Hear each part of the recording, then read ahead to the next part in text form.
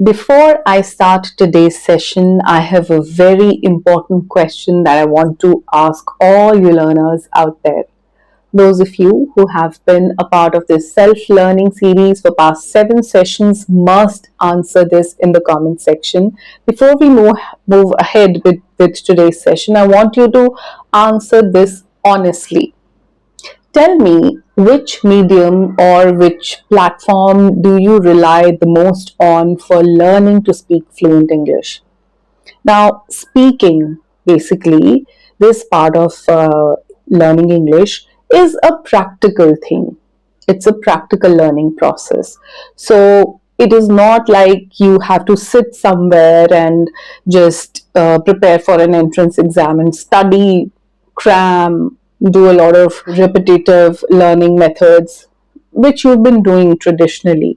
So preparing for an entrance or just studying for examination is a different thing. Learning English, speaking fluent English, being confident English speaker is a very practical thing. So you have to tell me, which medium do you rely most on? I know you're using your phones mostly, not even laptops.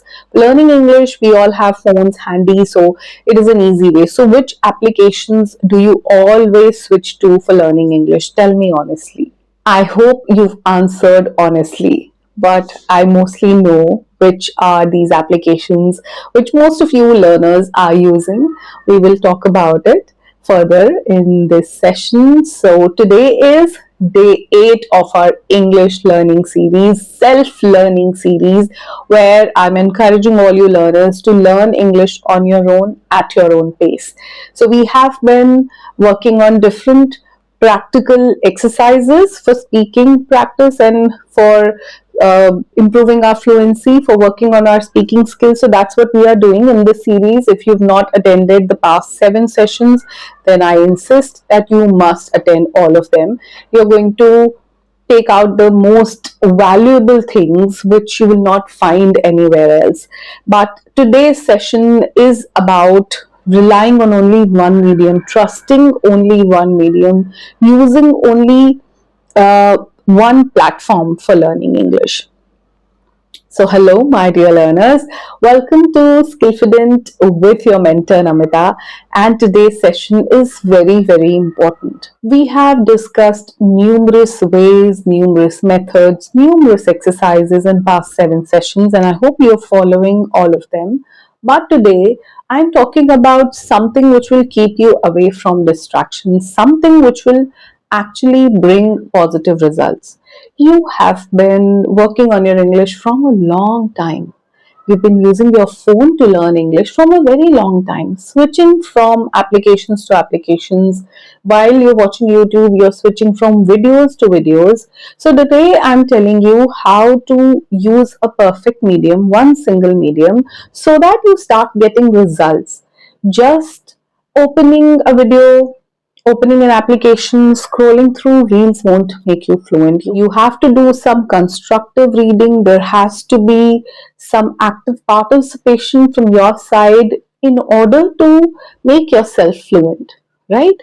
So, whatever you've answered, of course, I'm going to read it later, but I know that these days, most of you rely on short form content even for learning. Instagram, Facebook, very popular. This is something which everybody is using. Scrolling through reels and giving yourself this feeling that, okay, I'm practicing English can be a little distracting, but it's not very satisfying. You won't feel that, yes, you have ended up being fluent after watching a lot of shorts. So if you are someone who relies on Instagram and you watch somebody's reels and you just listen to some vocabulary and you listen to a little bit of shadowing practice, it won't make you fluent. See, short form content is not something that needs to be used for learning. If you have to do learning, you have to rely on a longer format. In schools, they don't have these one class, one session, one period for just 5 minutes, 10 minutes. It is always 40 minutes, 1 hour. If you join a class, even in my sessions, it is always 1 hour class. So how do you think that a short form content of 30-second reel, 1 minute, 2 minutes reel can make you fluent? This is my advice to all you learners, that stop relying on these short form content. They are not for learning, they are for entertainment. You are just entertaining yourself with some content, but no real learning is happening. It is not involving your participation. All that you need is just one index finger to scroll through the reels. That's it. From one reel to another, but learning is not happening. Ask yourself, have you become fluent just by watching short form content on Instagram? No. I know that the answer is no. So don't rely on these kind of short form reels, shorts, and like these kind of applications are not for learning. While YouTube has always been a learning application, even before this whole flood of English teachers came on YouTube, people would go to YouTube for fixing things, fixing home appliances, for learning recipes. For all the how to's, people would go to YouTube. How to do this, how to cook this, how to whatever solve. So, YouTube was always an answer to your questions. You would always have a longer video which will solve your problem. So, use that. That's the right medium.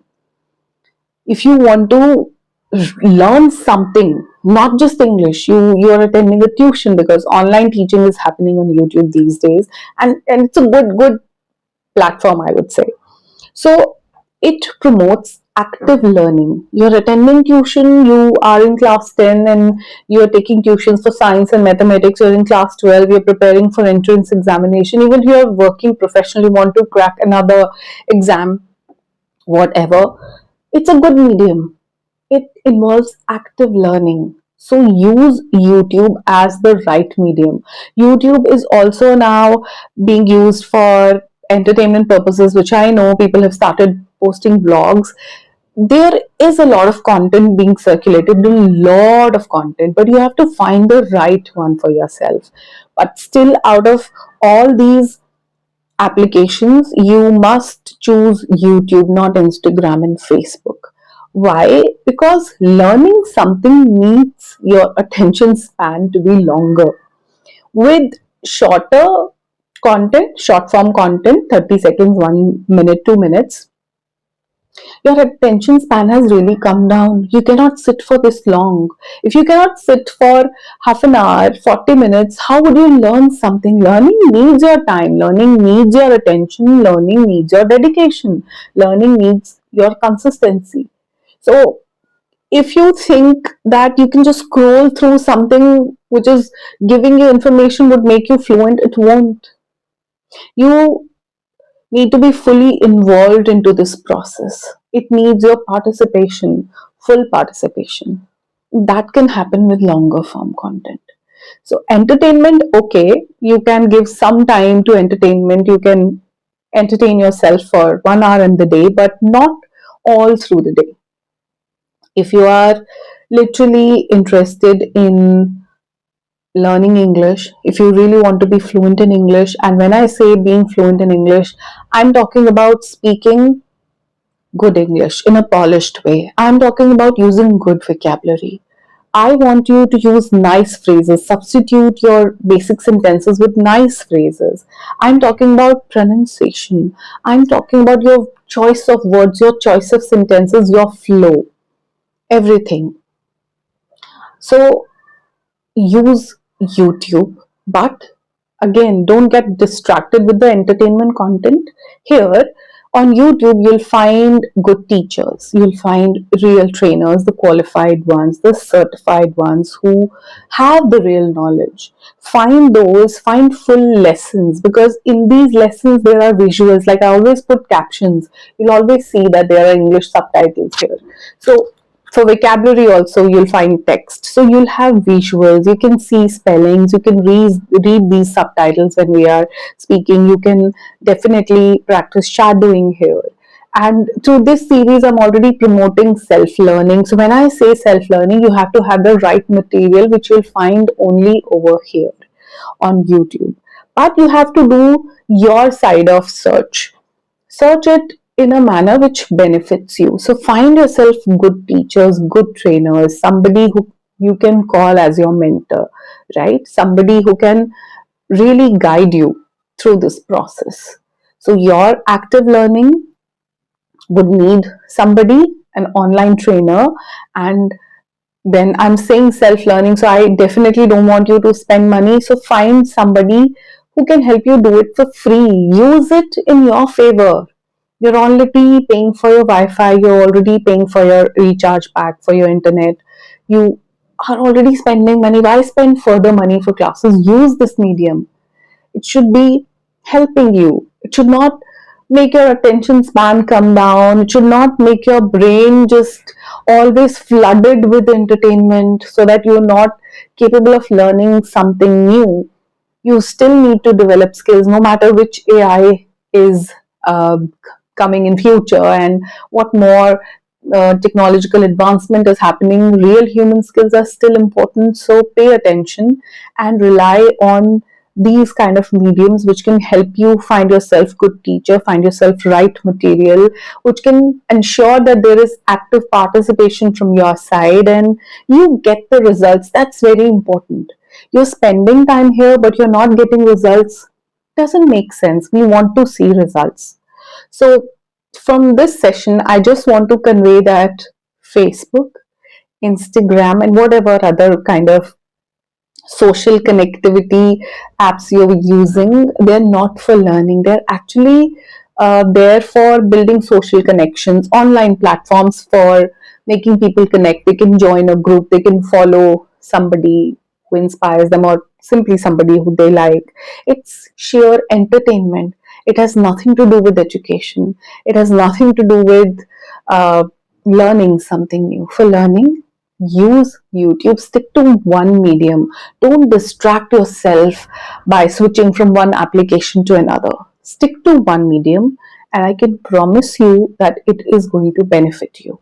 If you find it very difficult to remove the applications, uninstall them, it's okay, but promise yourself for the next 1 month you are going to use YouTube only for learning and you'll see the results. Don't use any other application for learning. You can use them for entertainment, but for learning, come back to YouTube and you'll see that you are gaining so much more information. Use it rightly.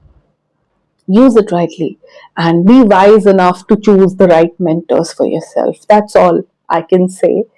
And I hope that this series is helping you. We have 2 more sessions left, day 9 and day 10, which I can assure you are going to be full of learning, something which you truly need for developing a skill. I'm trying my best. I hope you are investing from your end as well. Not investing money, investing in terms of your effort and consistency and your participation. So I hope that these kind of self-learning tools are what you need and you're finding them useful. And I'm going to see you in my next session. Till then, keep practicing your English and take care of yourself. Bye bye for now.